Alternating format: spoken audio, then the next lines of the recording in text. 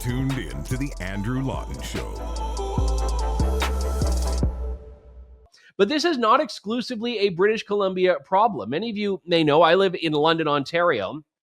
And my city, very quickly, I saw about a decade ago, maybe 8 years ago or so, started to become just as notable on the drug issue as many other communities. And you had these weird pockets where you'd look at, Vancouver and London. And I never quite understood why that was, why London had become this hotbed for it. And there are political reasons for this as well, in terms of how London has chosen to deal with this issue over time.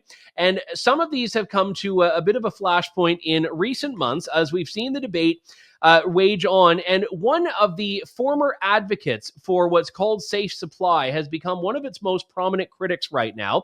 She was on the show in the past on a panel we did exploring a lot of these issues. And I wanted to bring her back on now, as she had a fantastic piece in the National Post this week looking at London as a case study here.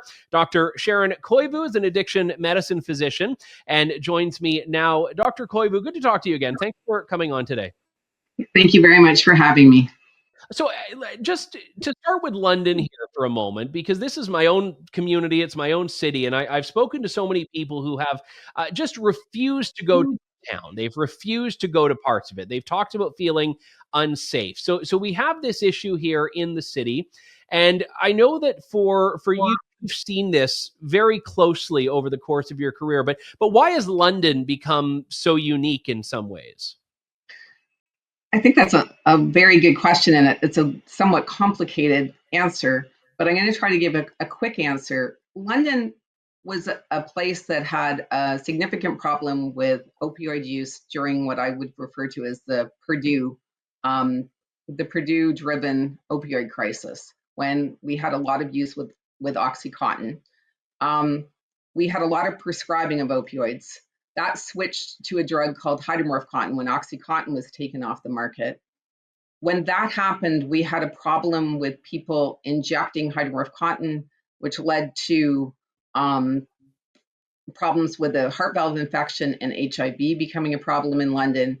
And we tried to fix that problem by putting more drugs at it, by giving out Dilaudid, which is the same drug as hydromorphcontin, and to people who were high risk, who were sex workers particularly.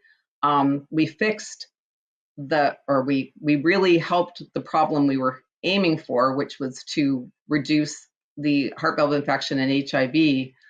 But we've kind of been playing whack-a-mole, and we've been trying to fix things with more opioids.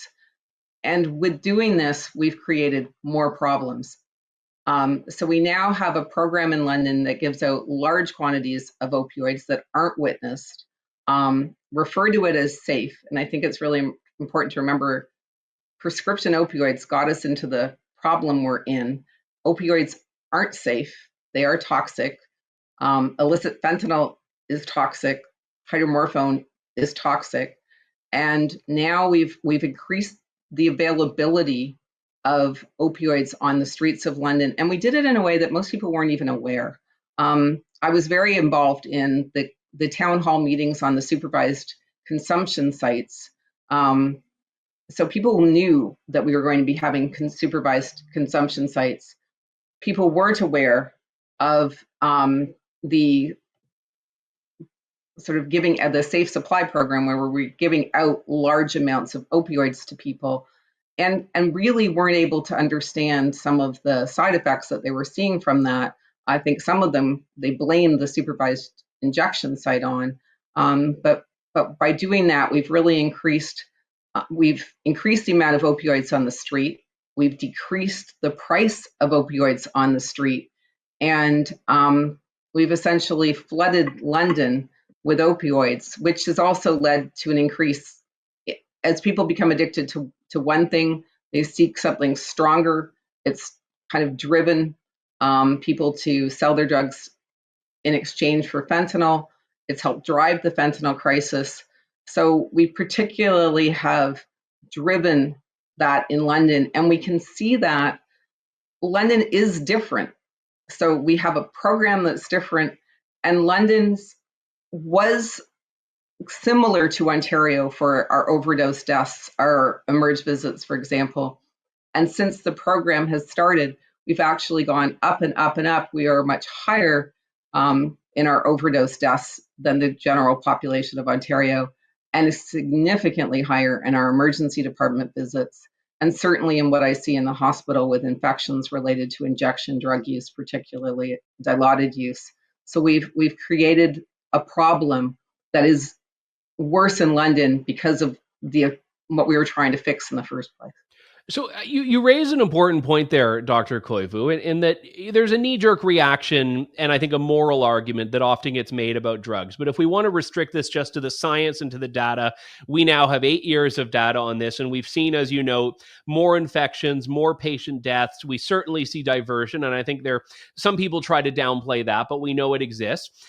So how do the advocates of safe supply account for that? Because they are convinced, or at least they claim to be convinced, that the data are on their side. I think that I don't have complete control of how they use their data. But you hear the arguments. Oh, I hear the arguments. And I guess what I'd say is something working doesn't mean that its side effects aren't bad. And one of the things I'd like to compare this to is actually if you're just looking at if something works. So if you're looking at nausea of pregnancy, for example, and being nauseated in pregnancy can be quite serious. It can cause problems to the mother, problems to the fetus. So a good treatment is important. If you're just looking at benefits, thalidomide is probably one of the best drugs to take to help get rid of nausea of pregnancy.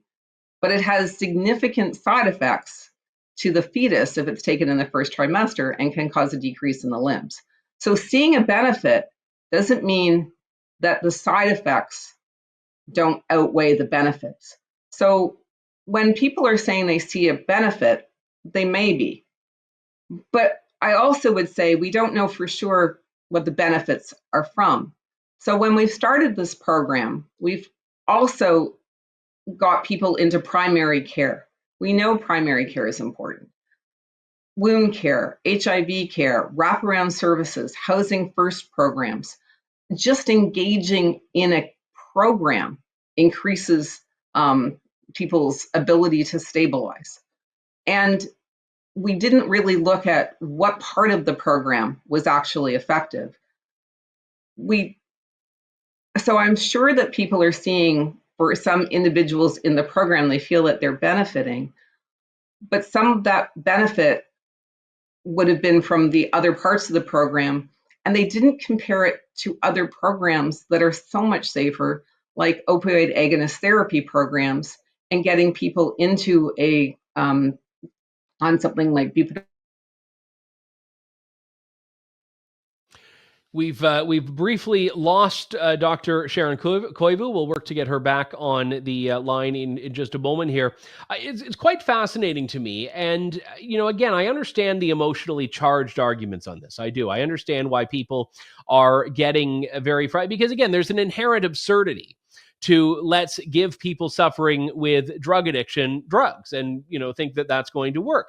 And but even if you overcome that and you don't care about that argument and you move beyond that, it's not doing what it's supposed to do. It's not actually turning this thing, which is inherently unsafe, into something that is safe. And this was an issue that was raised back when needle dispensaries and crack pipe dispensaries were becoming a thing. And I remember this in London probably 8 years ago or so, and it's happened elsewhere. And you'd look at this and say, drugs are not unsafe just because of the delivery mechanism. They're not just unsafe because people might reuse a needle. They are unsafe because drugs are unsafe. And drugs, certainly of these varieties, are incredibly, incredibly dangerous to people. So I'm looking at this, and I'm seeing this big divide between the so-called expert class and where a lot of ordinary Canadians are. And I was actually at a social event. Believe it or not, I get invited to those like once every 3 or 4 years.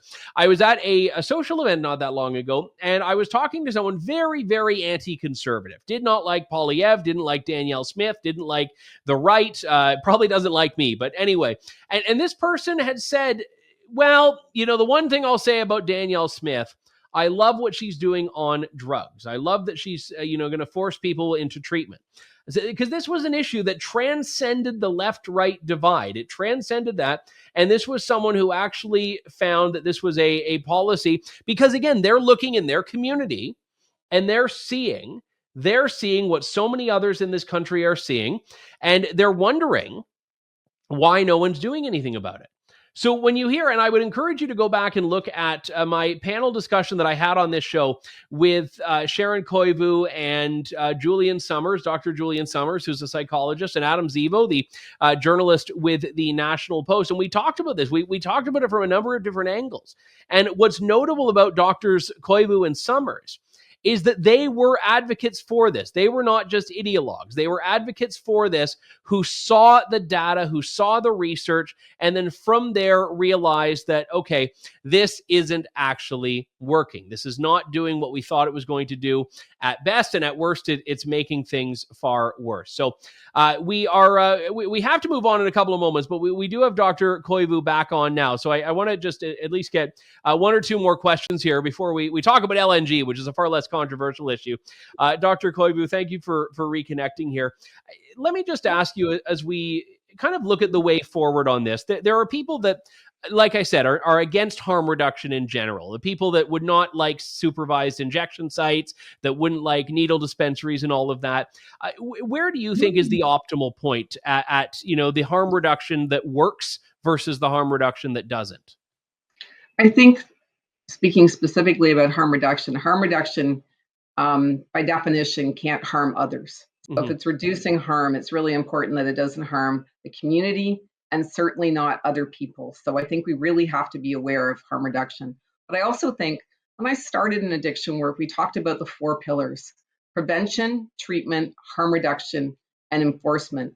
And like anything where you have a structure, if you only have one pillar, things fall down. And putting all of your emphasis on harm reduction at the expense of prevention and treatment and even enforcement, we lose the ability to really get a complete comprehensive approach for people. We need prevention, but we also know prevention includes about accessibility. When things are very accessible, cheap, easy to access, you have an increase of people using them. We need to decrease access to opioids. We knew that during the opioid crisis. We also need to look at social determinants of health and trauma and really be working to have mental health care and services to help prevent people from getting into a problem with addiction. We need to have treatment, and that treatment needs to include things that are proven, such as opioid agonist treatment, as well as other options for people. In harm reduction, I think we have to go back and look at supervised injection sites. I do think they have merit, but they were meant to help engage people, get them into care, connect them with resources, and help people do motivational interviewing to get into a recovery program. But extremely important that a supervised injection site engages with the community that they were in and works to ensure that they're a safe place to be for that community and do not add harm to the community. I think that's extremely important. And enforcement, sometimes I do not feel people should be criminalized for their addiction, which is a mental health issue. But I think the importance of enforcement in helping to work with communities, even helping to engage people into recovery, is something that we are now really overlooking. So we need to be balancing all of those pillars and make sure we provide appropriate medical treatment for a medical illness, engage the community, and make sure that while we're doing this, we aren't making things worse for individuals and for society. Dr. Sharon Koivu's op-ed in the National Post, quote unquote, safe supply has only worsened the addiction crisis in London. And I note that safe supply is always in quotation marks throughout your piece, which I think is a very important bit of punctuation there for the discussion at hand. Dr. Koivu, thank you very much for your time. Thank you. Thanks for listening to The Andrew Lawton Show. Support the program by donating to True North at www.tnc.news.